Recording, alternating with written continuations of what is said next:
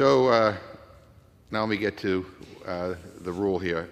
Mr. Speaker, I'm glad to be managing this rule, and I'm glad that I'm allowed to speak on the floor again. As you remember, I was silenced 2 weeks ago for simply speaking the truth. That's right, I was muzzled from that very rostrum for daring to recite facts. And I can think of at least 34 new facts that could get my words taken down today, but I won't go there because I want to be allowed to say a few things without being canceled by the Republican majority for the high crime of merely speaking the truth. This rule contains two bills, both of which I think are lousy. First is the House Republicans' military construction appropriations proposal for fiscal year 2025. This should be one of the least controversial funding bills Congress passes each year. But this year, House Republicans are loading their funding bills with more culture war nonsense. The same attacks on abortion access, attacks on the LGBTQ+ community, attacks on diversity and inclusion efforts. We are talking about more narrow-minded, hateful MAGA riders that inject partisan politics into what should be a bipartisan bill. This bill also holds the VA back from protecting struggling veterans who may pose a danger to themselves or others. It would hamper efforts to prevent veterans from dying by suicide. And this bill zeroes out funding for climate change and resilience projects, something that will jeopardize our national security because it means our military installations will not be prepared for the realities of the climate crisis. And at the end of the day, this funding bill is full of poison pills that endanger our national security and threaten the quality of life for veterans, those who serve, and their families. Again, this should have been easy. This should have been a bipartisan bill where there'd be very little debate or little dissension, and they turned it into this horrific culture war bill filled with things that, quite frankly, are very divisive and have no business being in the military construction appropriations bill. Second on the agenda is H.R. 8282, a bill that imposes sanctions on the good people who work for the International Criminal Court and their families. Now, I know members have a variety of thoughts on this measure, but frankly, I think this is a bad bill. The idea that the ICC is some evil institution is totally contrary to fact. The International Criminal Court is an important institution, and it is not in America's moral or strategic interest to attack the court for doing its job. You know, the U.S. recognizes the jurisdiction and the legitimacy of the ICC and cooperates with the ICC in cases ranging from Sudan to Russia to the Lord's Resistance Army led by Joseph Kony. Fundamentally, this bill says that human rights don't matter. In fact, it totally undermines the rules-based international order that America helped build. Now, let me be clear. I am already being challenged to explain U.S. double standards every time I meet with representatives of foreign governments. And when I meet with human rights advocates from abroad, they are gutted, first by the brutality and the inhumanity of the war in Gaza, and second by America's inexplicable abandonment of its commitment to human rights and justice for all.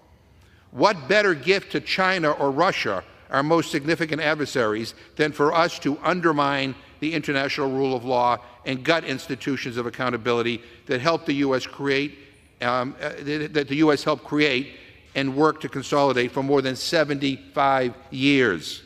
What better gift than to say, yes, it's just fine to ignore or redefine human rights and international humanitarian law for reasons of political convenience.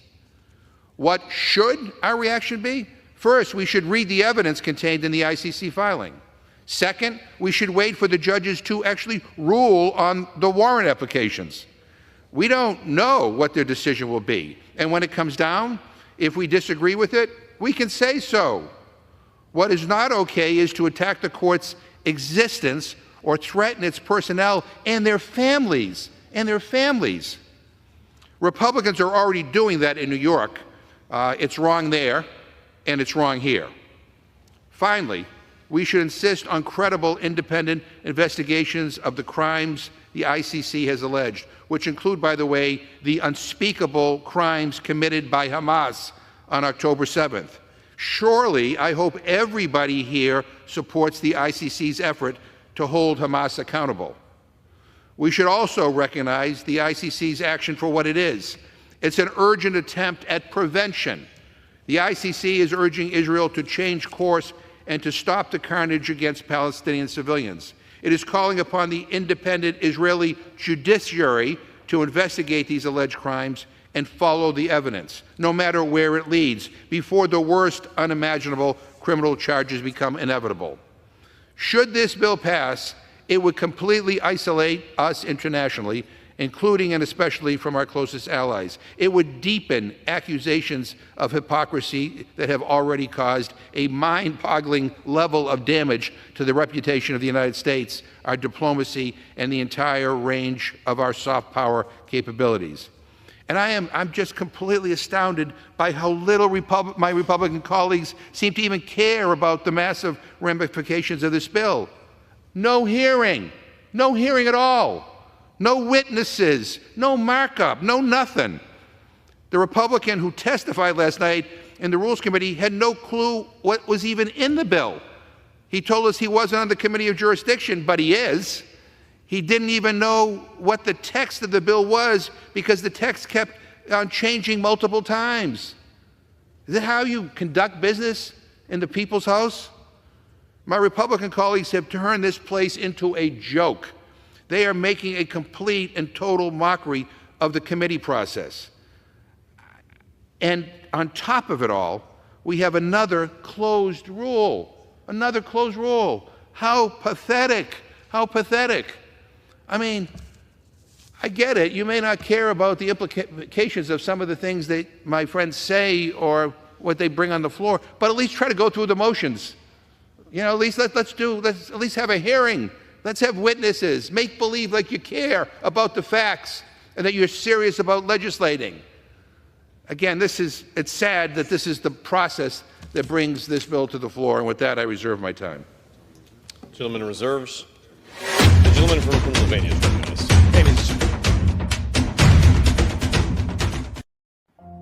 Hi, I'm actor, director, and two-time sexiest man alive, George Clooney.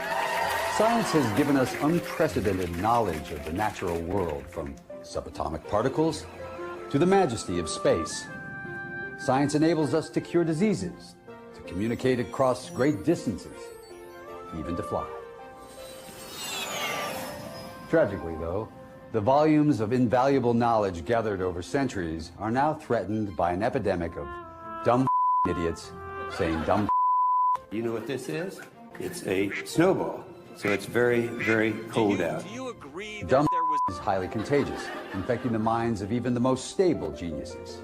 If you have a windmill anywhere near your house, they say the noise causes cancer. You tell me that one, okay? Wow. As a result, rampant dumb now threatens our health, our security, and our planet. Fortunately, there is hope. At United to Defeat Untruthful Misinformation and Support Science. You Dumbass. Your generous contribution to You Dumbass will provide desperately needed knowledge to dumb idiots on Facebook and Twitter all around the world. For $20 will convince one idiot that climate change is real. 50 will teach 5 brainless dumb to vaccinate their kids. And 200 will teach 10 knuckle draggers that dinosaurs existed, but not at the same time as people. Together, we can win the fight against dumb-ness, but we can't do it alone. Call this number today. Operators are standing by. Don't be an idiot. The world needs your support. You dumbass.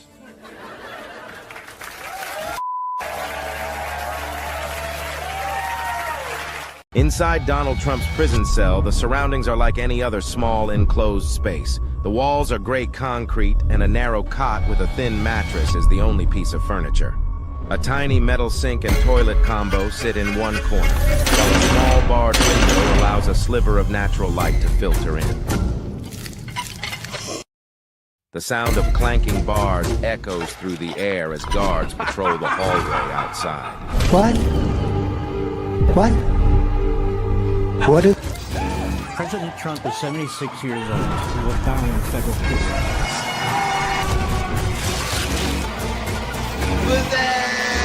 Trump spends his days pacing the limited floor space. The once powerful man now finds himself in a place of confinement.